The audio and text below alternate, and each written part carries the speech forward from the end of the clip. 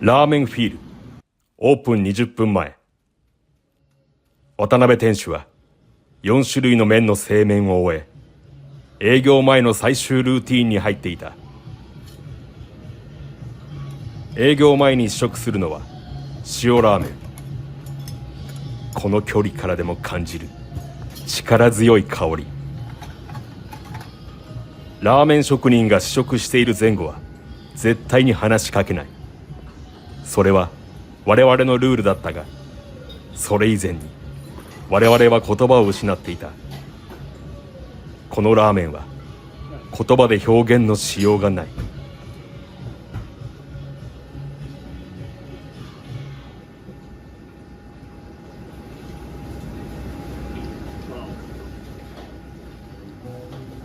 一点の曇りもない会心の出来。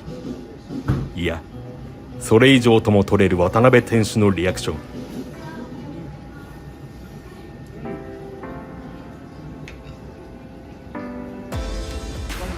パートナーゆかさんもそれに続く。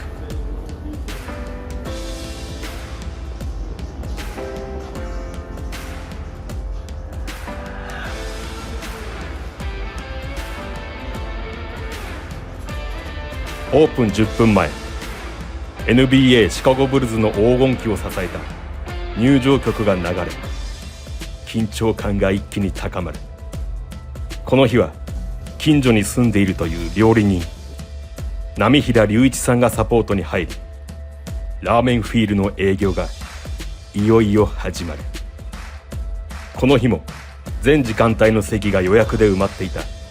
お客様の期待値がたっぷりと乗ったプレッシャーに耐えられなくなった我々取材チームは、テーブルチェックの予約客がゆったりとくつろげる屋根裏フィールへ向かい、呼吸を整えた。オープン1分前、2人の強い意志が込められたルーティンが行われ、青梅ブルーに染め上げられたフィールののれんが揺らめき、ラーメンフィールの扉が開けられた。我々取材チームはルーティーンの重要性を改めて感じつつ、営業の邪魔にならない位置にカメラを設置し、まずはリモートで見守ることにした。ファーストオーダー。こんにちは、いらっしゃいませ。こんにちは。丼の位置を何度も変える渡辺店主。緊張しているように見えて勝手に安心した。この状況で余裕のわけがない。ただ彼は最高の一杯を何があっても仲間たちと作り抜くという強い意志を固めている。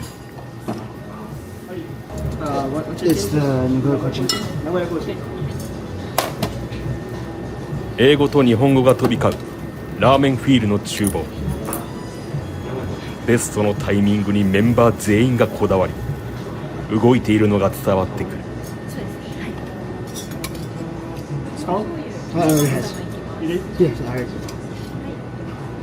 そしてそれはそのまま一品一品のクオリティに直結し、ラーメンフィールのスイッチが完全に入った。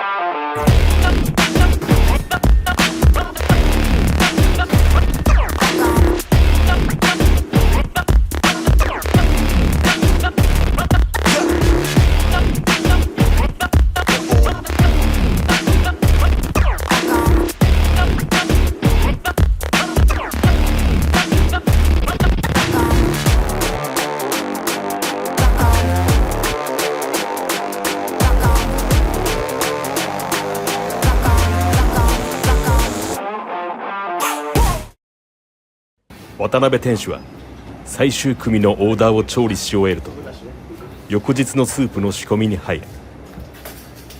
我々取材チームは1ミリでも深くフィールのラーメンの魅力を感じるため取材のギアを上げた。い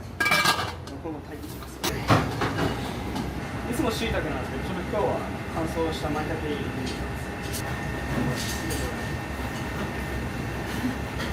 どれほど検証したのかがなんかにじみ出てるんですよ、大輔さんは。でも冬とかだとちょっとげんこつ多くてもいいかなとか思ったりするんですよね。そのリッチな感じというか。でもこのちょっと汗ばむ季節のうちに、はいはい、ちょっとその醤油が立った方がいいんで、豚がちょっとおスープ美味しくても豚がカバーしてしまう可能性があるんで、ちょっと豚のその脂質をちょっと抑えてるんですよ。一つ取り出しって言ってもどのタイミングにどの部位を入れていくとかっていうところのすごい細分化がすごいなっていうところ、ちょっと解像度が若干違いますね。レベルが違う。やっぱやってる量が違うんで、それだけやっぱりすごい細かいところまで見えてらっしゃるじゃないですか。もう大輔さんにしかわからない鍋の中身の状態とかがめちゃめちゃあるんだと思います。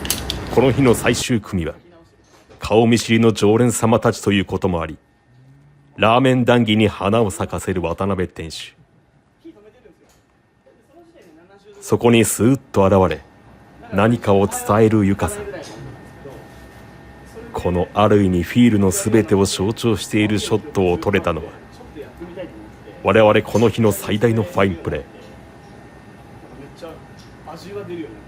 そして渡辺店主は面白い秘密を教えてくれる夏休みの少年のような顔で我々に語り始めた。こ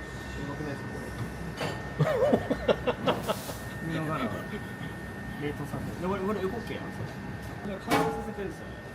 全部肉類系はこうやってちょっとなるべく水分を抜いて有利アミノ酸をコントロールしてうまみをなるべく上げていこう。これも焼き鳥屋さんの話でそういうアドバイスいただいて、ラーメンをすぐ取る分それやるの大変だなと思ったんですよ。できる部分はやっぱラーメンだけに集中できるこの環境で従来のセオリーを研究しながら様々な業種職人から常に学び続け最高の一杯を作り上げる渡辺店主。驚くべきはそのサイクルの速さと量だ。これが骨なのか肉なのかをなんとなく見ながら決めてるんですけど、これ骨じゃなくて肉じゃねみたいな部分であるんですよね。今叩いてるこの野源っていうこの上の部分なんかはこれ杖としての役割はほぼなくてほぼ周りの肉なんですよ、味が。だからこれはもうめっちゃ後半で入れます。あ、入れるタイミング別にこれ分けてるってことですか？そうです。はい。だとなんかこっちは内臓とか残しておくんですけど、こっちのアクの出るこっちのアクは取りたいけどこっちのアクは取りたくないとかになってくると入れるタイミング若干変えないと取れない、同時にアクは分けれないんで入れるタイミング変えてそういうようなことをしたりしてですね、一応それが正しいか分かんないです。でも一応それがなんか理にかなってるのか、理にかなってることは何でもいいんです。でもこういう骨を折ったりとか折らないとか折ったりとかも実験したんですよ、開業前に。自分の中でちゃんと理解したので検証したりしました。魚介豚骨使って作っただけなんです。まかないの時間は本当の素の部分を垣間見ることができる取材の醍醐味だ。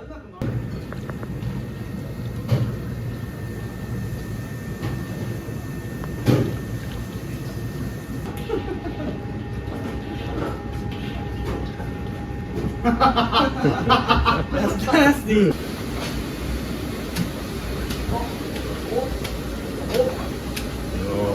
ちゃ上手。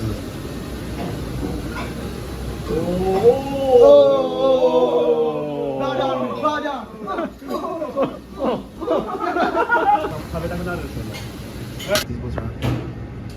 素晴らしいな。Oh my god. ラーメンを作り食べるという楽しさを惜しげもなく表情に出すラーメンフィールのスタッフたち。最高としか描写のしようがない。ここまで10時間ほど取材をしてきた我々は、ある瞬間からそのタイミングを常に伺っていた。渡辺店主がラーメンに集中できる環境を整え、ラーメンフィールを全体的な視点から作り上げている最高のパートナー、ゆかさんへのインタビュー。彼女のフィールを聞いた。ラーメン屋さんからレストランって呼べるような店を目指してはいます。ラーメンレストランみたいな形でお子様大歓迎で、もうできるだけ家族も皆さんで喜んでいただき、ラーメンフィールの温かいこの空間は、飯田商店のスタッフ、飯田店主、常連様、そしてレジ台、テーブルや椅子はゆかさんのお父さんの手によって作られていた。2階の大きな椅子とかあったと思うんですけど、あの椅子たちも全部びっくりするぐらいすごいものを作っていただきました。なんかこれ立つんですよね。こういうふうに。うわー、楽。そう。でちょっと倒せばこう倒れる。すごい。だから両手開くの。大輔さんのことがすごい父が大好きなので、もう大輔大輔ってずっと言い始めたら止まらないんですよ、父。そこが大輔さんと似てるので意気投合してます。めんどくさいことが好きなんですよ。若い方が。いやそれでしかないんです。楽しくないじゃないですか。この間4月にアメリカで2回ポップアップさせていただいた時からこれからそれ以降のことこれからのことをすごい話す機会はやっぱり増えてきてます。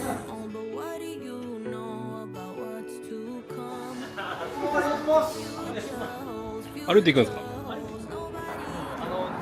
近くに J はい、ありますよね。あそこの野菜とか見てなんかいろいろできない自分が嫌です。なるほど。料理人の人とかだったらそこ行っていろいろこれあれにしようこれあれにしようとかって思うと思うんですけど、今まだこぼしてでもそこなんか伸ばしてきてる。あっちのスーパーいいです。この仕事をめっちゃやった後にこの景色で散歩できるの最高じゃないですか。クリアな空気によって我々の体も回復していくのを感じていた。一番体に入れてるの空気ですからね。そうですよね。はい。すする時とかも空気入れてますからね。確かに。リンゴ使うんですか？ちょっと今日さっきスープの油が感じるとちょっとリンゴないと。さまざまな食材を見ながらラーメンの構想を語りまくる渡辺店主。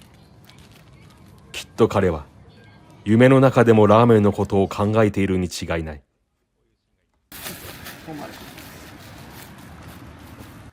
あれ竹の下とかに山椒とか入ってるんですよね。だから山椒の実とかたまに取ったりとか。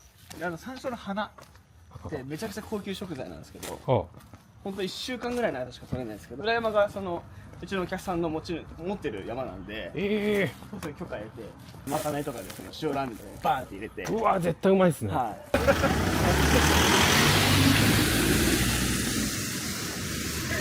つもお肉運んでくれる佐川のお肉。でも運んでくれる人いないと絶対無理なんで敬意を示してはいます。あ、ぶどうがなってる。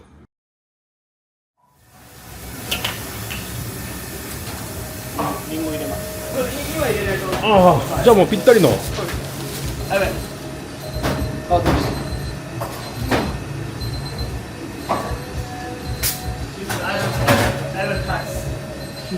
我々はこのアイバンという23歳の若者にも心を奪われていた。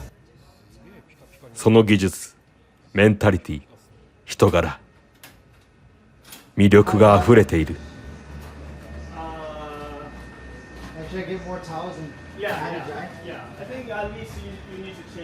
二人が黙々と仕込みを続けているのを見守っていると、時刻は21時を回っていた。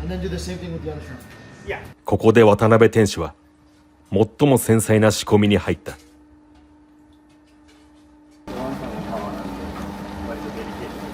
麺より手間がかかりますし、神経使いますね。後半の薄さなんかも麺の10分の1とかなんで、まあでもこれ全然やばいって感じです。本当ですか？普通です。今日は大変な日なんですよとかっていう日を持ってやばいですからね。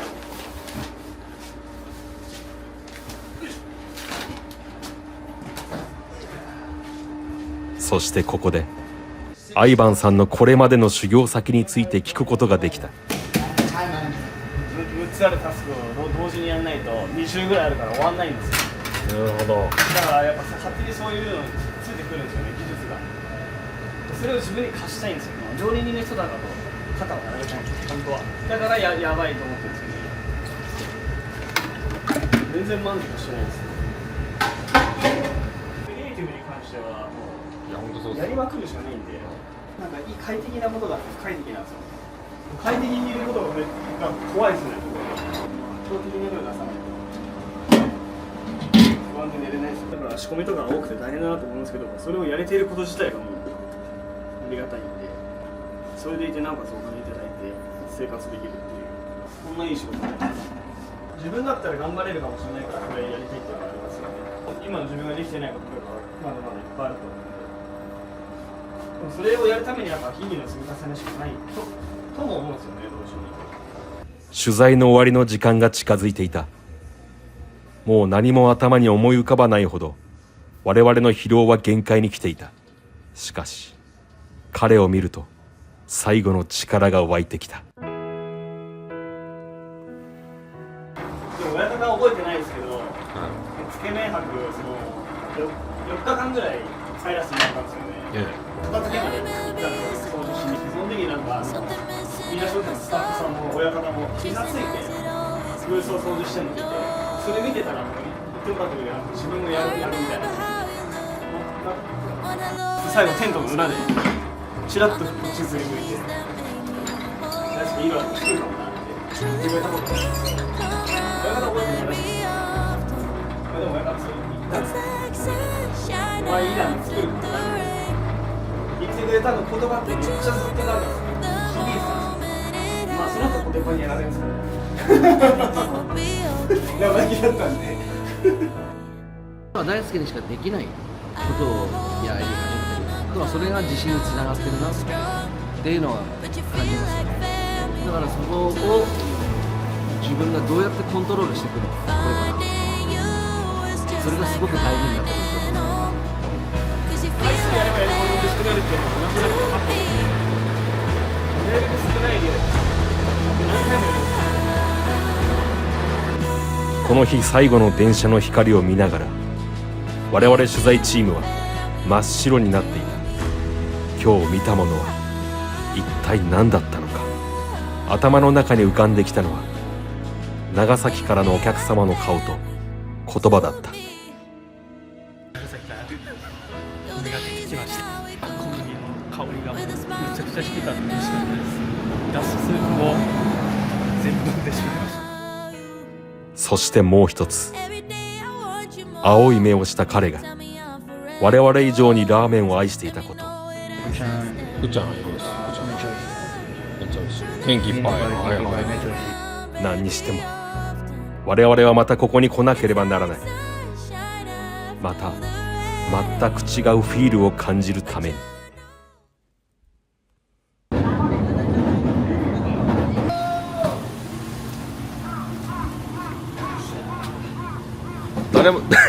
誰もおらんでもでかい声で。